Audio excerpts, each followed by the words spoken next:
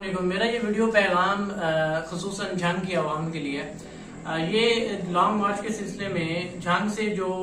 نوجوان یا جو احباب جنگ سے آ رہے ہیں اسلام آباد ان کے لیے میں ابھی باول نگر ہوں، رات کو انشاءاللہ یہاں سے نکل رہا ہوں، صبح تک انشاءاللہ میں آفس میں پہنچ جاؤں گا۔ دیکھیں سیاسی اختلاف جو ہے وہ اپنی جگہ پہ ہے، لیکن چونکہ میں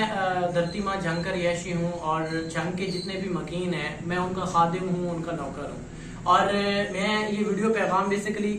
جو ریکارڈ کر رہا ہوں وہ اس لیے ریکارڈ کر رہا ہوں کہ جنگ کے جتنے بھی احباب جنگ سے اسلام آباد آ رہے ہیں، خان کو سپورٹ کرنے کے لیے آ رہے ہیں یا گھومنے پھرنے کے لیے آ رہے ہیں یا کسی بھی وہ اس طرف میں نہیں جانا چاہتا کہ سیاسی اختلافات کو سائیڈ پہ رکھتے ہوئے ایک انسانیت کے ناطے اور ایک وہ رشتہ جو میرا جنگ والوں کے ساتھ ہے، کیونکہ میں جنگ کا نوکر ہوں، جنگ کا خادم ہوں اور جنگ کے لیے کچھ بھی کروں گا اور کسی بھی حد تک جاؤں گا، تو میرا ان تمام کے لیے یہ پیغام ہے کہ آپ میرے نمبر پہ کانٹیکٹ کر کے میرے آفس تشریف لائیے گا اگر آپ کے پاس وقت ہو، اور اسلام آباد میں جتنے دن بھی آپ رہیں وہاں پہ آپ کو کسی بھی چیز کی ضرورت ہو، میں اور میری ٹیم آپ کے لیے ہر وقت اویلیبل ہے۔ آپ کو وہاں پہ کھانا، رہائش، جتنے میرے سورسز ہیں، میرے وسائل کو استعمال کرتے ہوئے میں ہر ممکن کوشش کروں گا انشاءاللہ کہ آپ کو جو ہے آپ کے ساتھ کوآپریٹ کروں، کیونکہ میرا یہ فرض بنتا ہے۔ اس کے بعد اسی کے ساتھ ساتھ ایک اور میسج وہ بھی ذرا سن لیں، وہ یہ ہے کہ وہ پورے پاکستان سے آنے والے جو اپنا لانگ مارچ کے لیے آنے والے میرے پاکستانی بھائی یا بہنیں ہیں ان کے لیے ہے، وہ یہ ہے دیکھیں آپ لوگ جو آ رہے ہیں لانگ مارچ کے سلسلے میں اور جو لوگ حکومت میں بیٹھے ہیں، ہم سب جو ہے اس ملک کے ہیں اور یہ ملک ہمارا ہے، اور جو سب سے مین چیز ہے جس کو ہم سب نے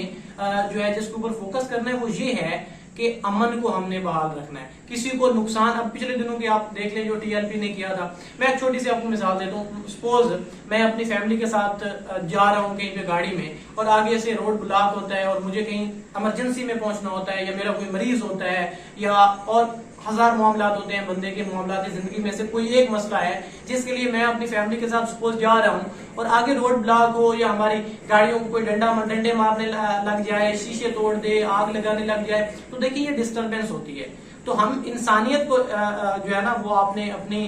یہ دیکھنا ہے کہ ہمارا بیسیکلی مقصد جو ہے نا وہ انسانیت کی خدمت ہونا چاہیے، کسی کو تکلیف دینا نہیں ہونا چاہیے۔ تو سیاسی اختلافات اپنی جگہ، لیکن کوشش یہ کیجیے گا کہ امن کو بحال رکھا جائے، قانون کی خلاف ورزی نہ کی جائے، کیونکہ دیکھیں یہ صورتحال خود آپ امیجن کریں کہ آپ اپنی فیملی کے ساتھ جا رہے ہوں اور آپ کے ساتھ رستے میں اس طرح کا واقعہ پیش آ جائے تو آپ کا کیا نقصان ہے، مطلب آپ نے کیا نقصان کیا ہے جو آپ کا اتنا نقصان ہو رہا ہے۔ مطلب کہ اگر میں اپنی فیملی کے ساتھ جا رہا ہوں، آگے سے روڈ بلا گئے یا ٹائر جل رہے ہیں خدا نخواستہ، یا کوئی ڈنڈے لے کے آ گئے میری گاڑی کو توڑنے لگ گئے ہیں یا ساتھ میری فیملی ہے، تو اتنی ساری جو ڈسٹربنس ہو رہی ہے تو میرا قصور کیا ہے؟ یہ چیز آپ دیکھیں کہ ہم سب پاکستان میں جو ہے نا ہم بالکل پاکستان کی ترقی چاہتے ہیں، امن چاہتے ہیں، خوشحالی چاہتے ہیں، لیکن وہ کسی کو ٹارچر کر کے یا کسی کو جو ہے نا وہ